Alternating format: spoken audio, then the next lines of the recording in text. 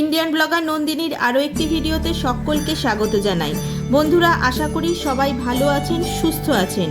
প্রভু শ্রীকৃষ্ণের অশেষ কৃপা পেতে কমেন্ট বক্সে অবশ্যই লিখুন হরে কৃষ্ণা। আজকের পর্বের বিষয় হলো 2024 সালে বাংলার 1431 বঙ্গাব্দে শ্রীকৃষ্ণের ঝুলন যাত্রা কবে অনুষ্ঠিত হতে চলেছে তার পূর্ণাঙ্গ সময়সূচি শুরু থেকে শেষ পর্যন্ত। ঘরোয়াভাবে ঝুলন যাত্রা পালনের নিয়ম এবং শাস্ত্র অনুযায়ী ঝুলন যাত্রার পুণ্যতিথিতে ভগবান শ্রীকৃষ্ণকে ভোগ নিবেদন পদ্ধতি জানার আগে ইন্ডিয়ান ব্লগার নন্দিনী চ্যানেলটিকে সাবস্ক্রাইব করে বেল আইকনটি প্রেস করতে ভুলবেন না। লাইক, কমেন্ট এবং শেয়ার করে দেবেন। শ্রাবণ মাসের শুক্লা একাদশী তিথি থেকে শ্রাবণ মাসের পূর্ণিমা পর্যন্ত এই ঝুলন উৎসব পালিত হয়। এই সময় রাধাকৃষ্ণের মূর্তিকে দোলনায় ঝুলিয়ে এই উৎসব পালিত হয়। এই উৎসবটি জুলাই আগস্ট সময়কালে পড়ে। ঝুলন হলো বর্ষাকালে রাধাকৃষ্ণের প্রেমের সাথে মিলিত একটি আনন্দ উৎসব।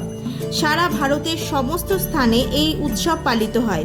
বিশেষ করে মথুরা, বৃন্দাবন, পুরী ও মায়াপুরের ঝুলন যাত্রা সবথেকে বিখ্যাত। ঝুলন শব্দের অর্থ হলো দোলনা। এই সময় ভক্তেরা রাধাকৃষ্ণকে ফুল দিয়ে সুন্দর করে সাজিয়ে দোলনায় বসিয়ে পুজো করেন। এক কথায় বলতে গেলে রাধাকৃষ্ণের প্রেমলীলার 5 দিন ব্যাপী এই অনুষ্ঠান ঝুলন যাত্রা নামে পরিচিত।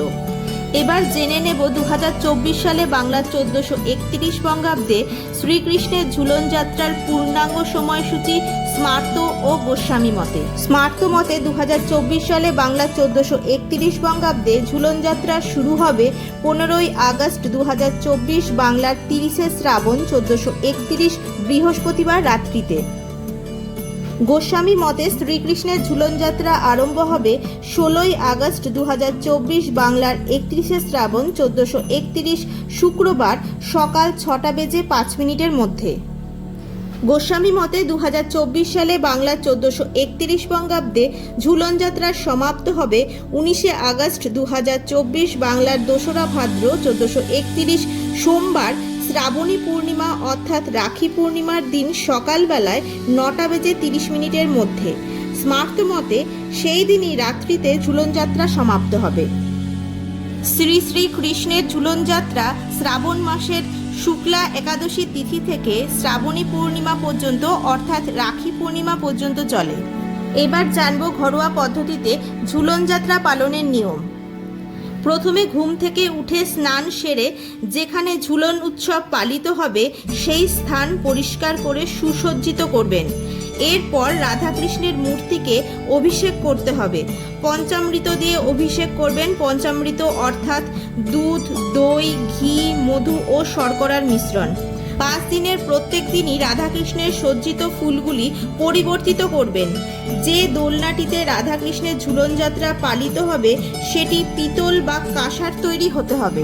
শাস্ত্রে বলা আছে দোলনাটিকে পূর্ব দিক থেকে পশ্চিম দিকে দোলাতে হবে। রাধাকৃষ্ণের পছন্দের রং অনুসারে নীল, সবুজ এবং হলুদ রং নির্বাচন করুন এবং প্রত্যহ তাদের পোশাক পরিবর্তন করুন। ঝুলন যাত্রার 5 দিন অবশ্যই সন্ধ্যা আরতি করবেন। এবার আমরা জেনে নেব ঝুলন যাত্রায় রাধাকৃষ্ণকে ভোগ নিবেদনের নিয়মাবলী। এই সময় আপনার সাধ্যমতো রাধাকৃষ্ণের প্রিয় ভোগগুলি অবশ্যই নিবেদন করুন। যেমন ক্ষীর, মিষ্টি, তালের বড়া, রসবড়া, ভাজা মিষ্টি, লুচি, নৈবেদ্য এগুলি অর্পণ করতে ভুলবেন না। এই নিয়মগুলি ভক্তি ভরে মেনে চললে রাধাকৃষ্ণের কৃপায় আপনার সংসারে স্ত্রীবৃদ্ধি ঘটবেই। আজকের ভিডিওটি আপাতত এই পর্যন্তই। ভালো লাগলে অবশ্যই লাইক, কমেন্ট এবং শেয়ার করে দেবেন। আমার ভিডিওর নোটিফিকেশান সবার আগে পেতে অবশ্যই নোটিফিকেশান বেলটি ক্লিক করতে ভুলবেন না। সবাই খুব ভালো থাকবেন, সুস্থ থাকবেন। দেখা হচ্ছে আবার পরবর্তী ভিডিওতে।